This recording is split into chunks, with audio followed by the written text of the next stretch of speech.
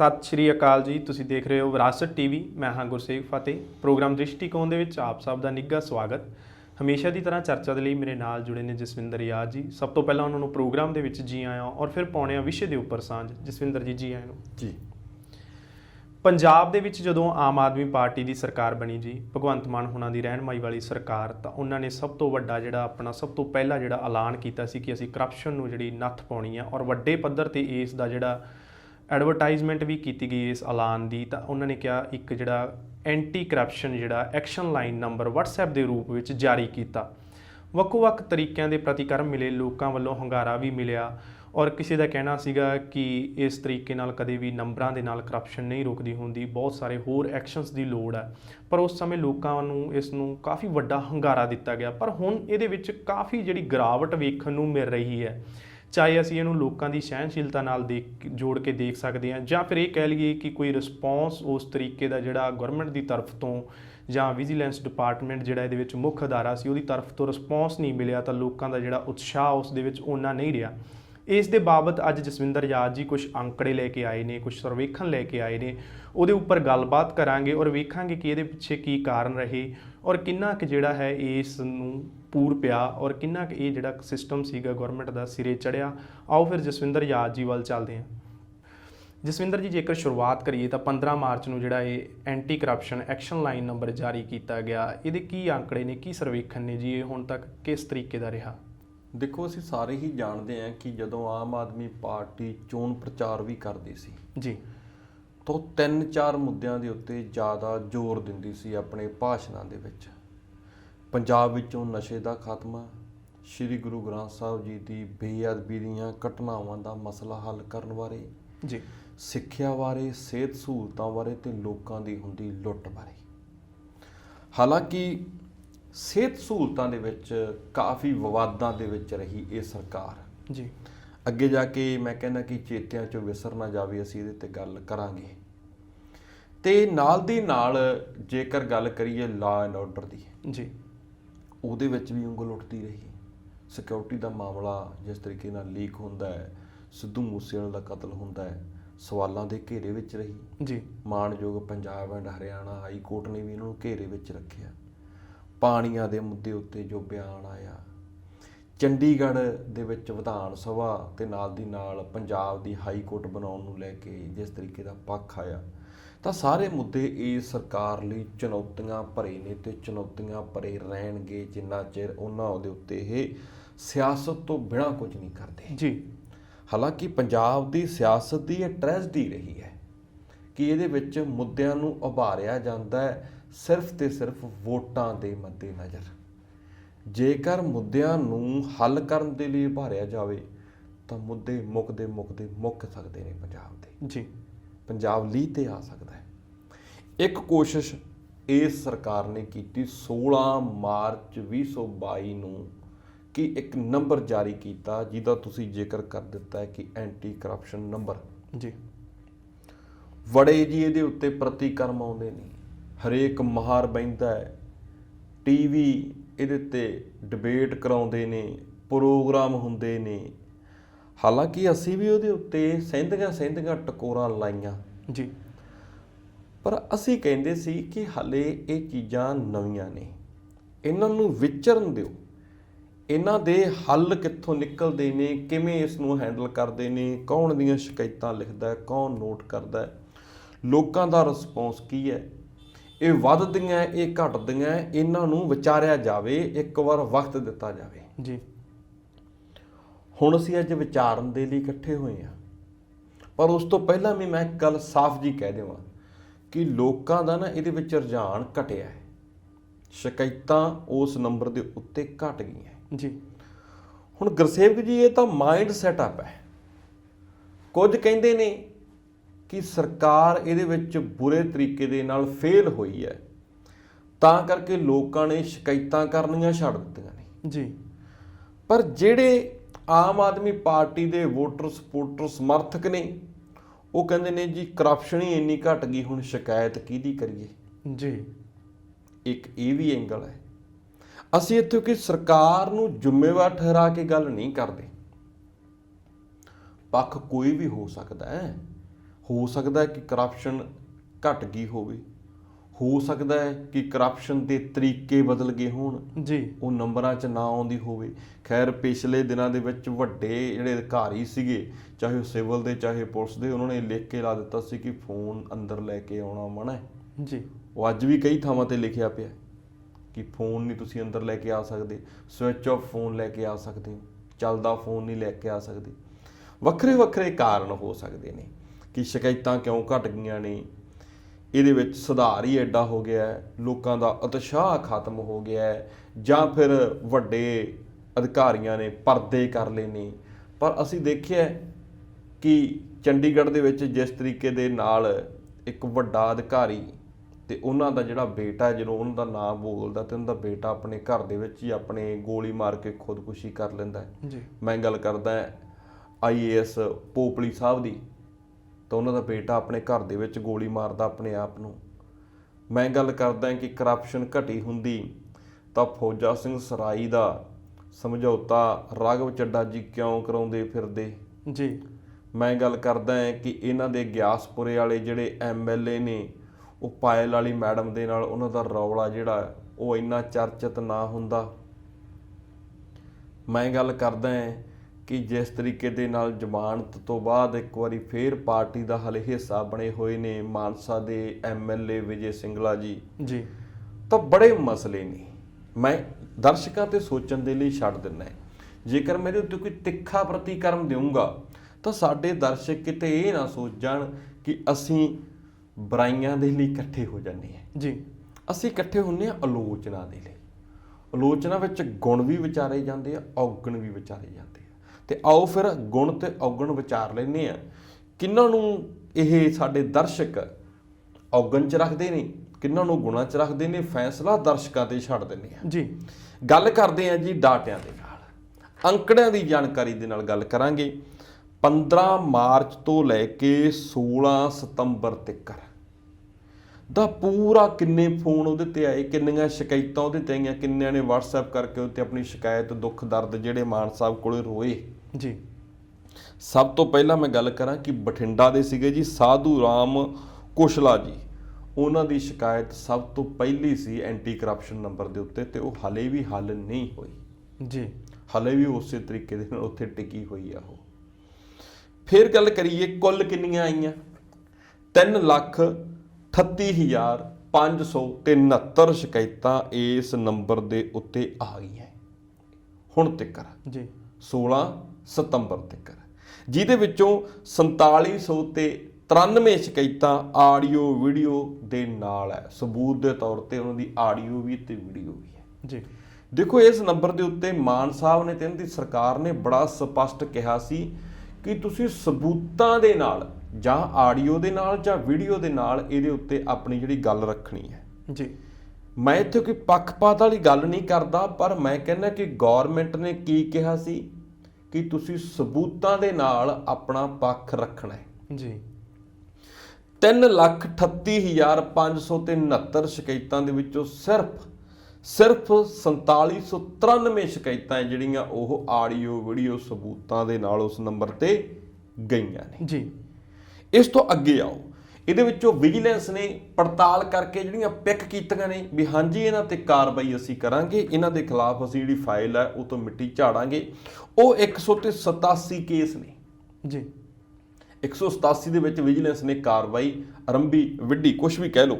Vigilance ਨੇ 45 ਜਿਹੜੇ case ਨੇ ਉਹ ਪੁਲਿਸ ਦੇ ਖਿਲਾਫ ਦਰਜ ਕੀਤੇ, ਸਿਰਫ ਪੁਲਿਸ ਦੇ ਖਿਲਾਫ 45 ਕੀਤੇ ਜੀ। ਮੈਂ ਨਾ ਇਸ ਨੂੰ ਕਦੇ ਕਦੇ ਦੇਖਦਾ ਹੁੰਦਾ ਕਿ ਦੇਖੋ ਸਾਰਾ ਡਾਟਾ 3 ਤੋਂ ਉੱਪਰ ਕਰੀਬ 3.5, ਇਹਦੇ ਵਿੱਚੋਂ 4793 ਸ਼ਿਕਾਇਤਾਂ ਆਡੀਓ ਵੀਡੀਓ ਦੇ ਨਾਲ, ਉਹਦੇ ਚੋਂ ਵਿਜੀਲੈਂਸ ਪਿਕ ਕਰਦੀ ਹੈ 187 ਤੇ 187 ਚੋਂ 45 ਜਿਹੜੇ ਨੇ ਜੀ ਉਹ ਪੁਲਿਸ ਦੇ ਨੇ। ਕਿੰਨੇ % ਜਿਹੜੀ ਕਰਪਸ਼ਨ ਹੈ, ਕਰੀਬ ਜੇਕਰ ਮੈਂ ਕਰੀਬ ਕਹਾਂ ਤਾਂ 40% ਜਿਹੜੀ ਕਰਪਸ਼ਨ ਆ ਉਹ ਇਕੱਲੀ ਪੁਲਿਸ ਕਰਦੀ ਹੈ। ਕਹਿਣ ਦਾ ਭਾਵ ਜੀ ਜੇਕਰ ਦੇਖਿਆ ਜਾਵੇ ਪੰਜਾਬ ਦੇ ਵਿੱਚ ਸਭ ਤੋਂ ਸਾਫ਼ ਸੁਥਰਾ ਜਿਹੜਾ ਮਹਿਕਮਾ ਉਹ ਕਿਹੜਾ, ਫਿਰ ਉਹ ਪੰਜਾਬ ਪੁਲਿਸ ਹੀ ਹੋਈ ਜੀ। ਫਿਰ ਤਾਂ ਬਿਲਕੁਲ ਡਾਟੇ ਤਾਂ ਕਹਿੰਦੇ ਆ ਕਿ ਸਾਫ਼ ਸੁਥਰਾ ਬਿਲਕੁਲ ਦੁੱਧ ਧੋਤਾ ਮਹਿਕਮਾ, ਠੀਕ ਹੈ। ਮੈਂ ਨਹੀਂ ਕਹਿੰਦਾ, ਨਾ ਤੁਸੀਂ ਕਹਿੰਦੇ ਹੋ, ਨਾ ਵਿਰਾਸਤ ਮੀਡੀਆ ਕਹਿੰਦਾ, ਅਸੀਂ ਤਾਂ ਚਰਚਾ ਕਰਦੇ ਹਾਂ ਕਿ 187 ਸ਼ਿਕਾਇਤਾਂ ਚੋਂ 45 ਪੁਲਿਸ ਦੇ ਖਿਲਾਫ ਜਿਹੜੀਆਂ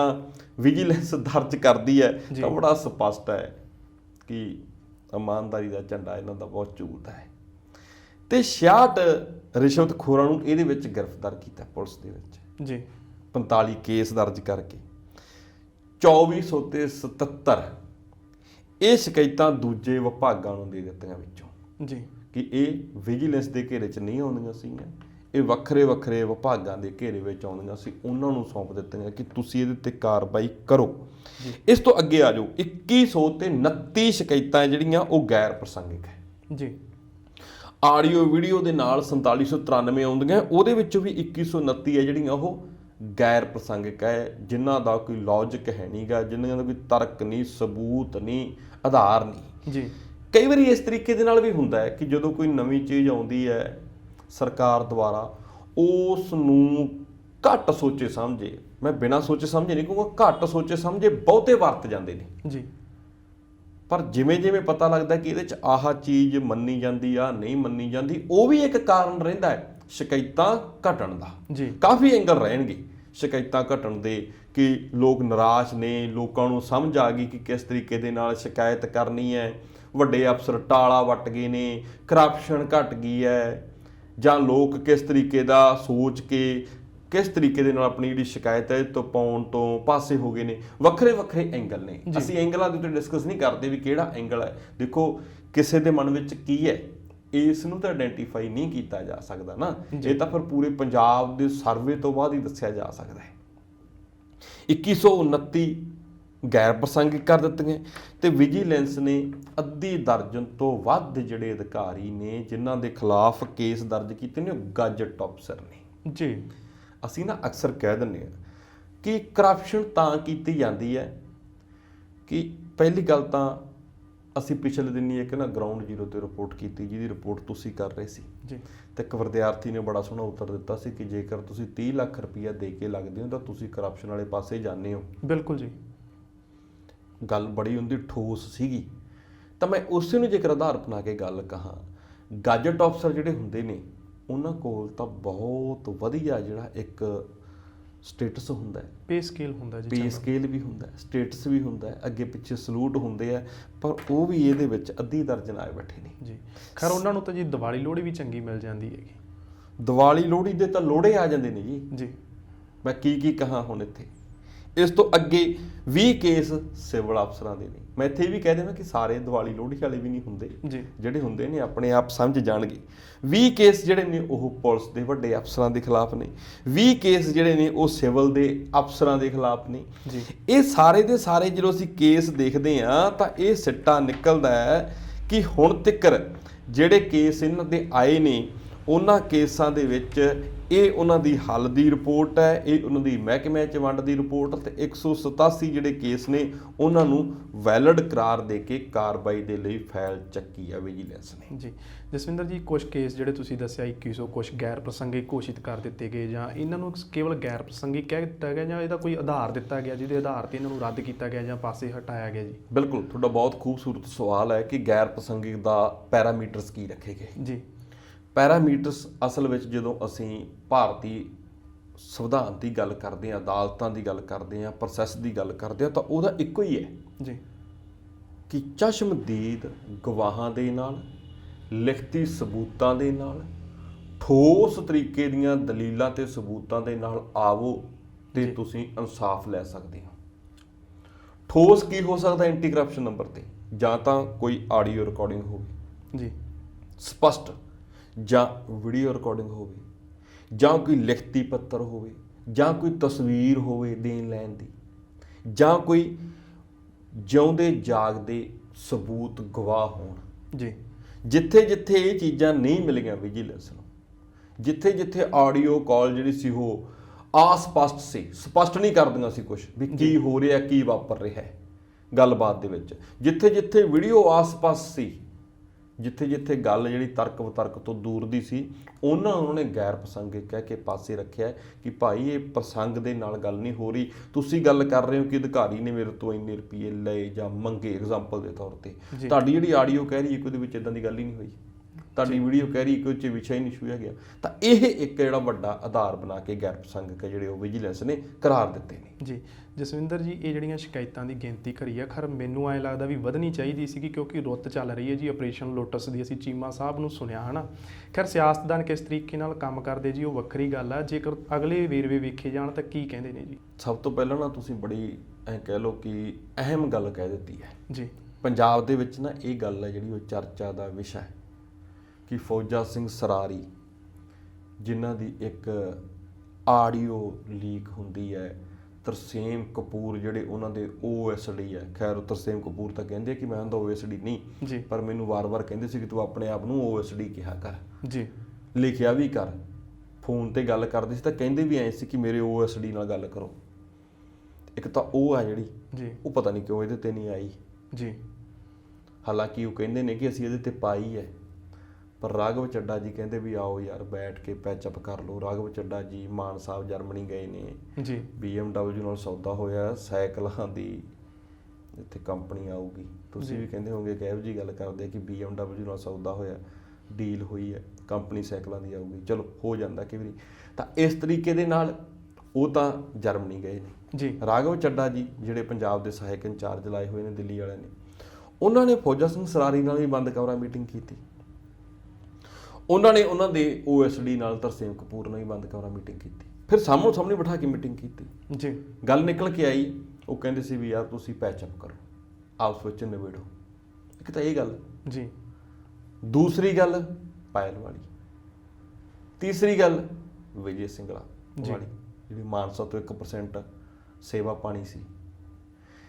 ਇਹ ਜਦੋਂ ਅਸੀਂ ਇਹਨਾਂ ਨੂੰ ਦੇਖਦੇ ਹਾਂ ਜੀ ਤਾਂ ਇਹ ਦੂਰੀ ਰਾਜਨੀਤੀ ਹੈ, ਹਾਥੀ ਦੇ ਦੰਦ ਖਾਣ ਦੇ ਹੋਰ ਤੇ ਵਿਖਾਉਣ ਦੇ ਹੋਰ।